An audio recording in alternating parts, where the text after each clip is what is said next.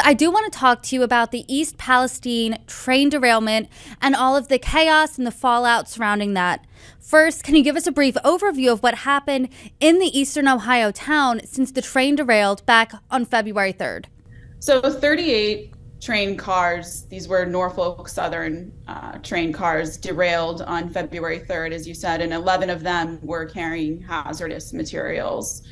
In the days that followed, the EPA, the National Transportation Safety Board, and the National Guard were all deployed to help with the cleanup, and Norfolk Southern, in conjunction with the EPA, began conducting what's known as a controlled burn of the remaining cars, several of which were carrying hazardous materials. The most notable one, I would say, is vinyl chloride, which is primarily used to produce PVC plastic and can be linked to liver cancer in people who are exposed long term. So the Department of Natural Resources has estimated that 43,000 aquatic animals were killed.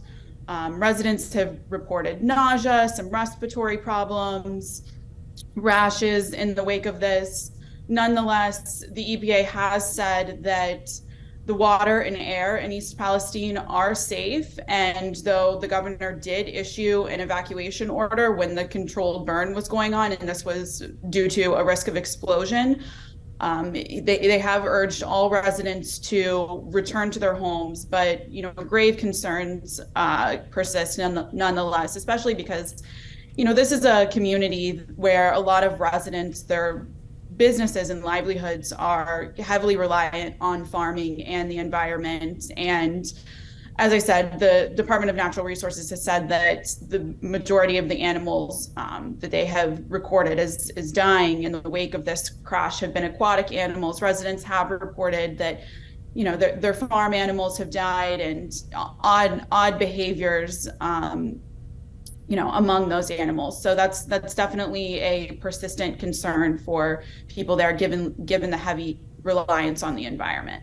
Sara, as we sit here now, we're about a month out from the disaster. Can you give us an overview? What is life like current day in East Palestine? Is it back to normal? What does the cleanup look like? Things like that. So as I said, the EPA has said that the air and water are safe, and they are conducting ongoing testing there.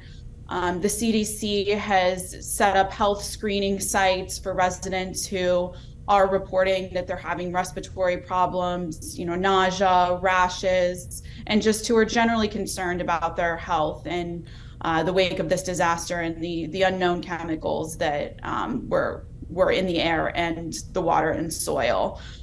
Today, Norfolk Southern, which is responsible for the cleanup in conjunction with the EPA, is removing the tracks in East Palestine to excavate the soil below, and DeWine is visiting today, in light of that track removal. And Norfolk Southern initially said that it did not require, the cleanup did not require any track removal, but they sort of reversed course on that amid criticism from residents, who remain concerned about the environmental effects.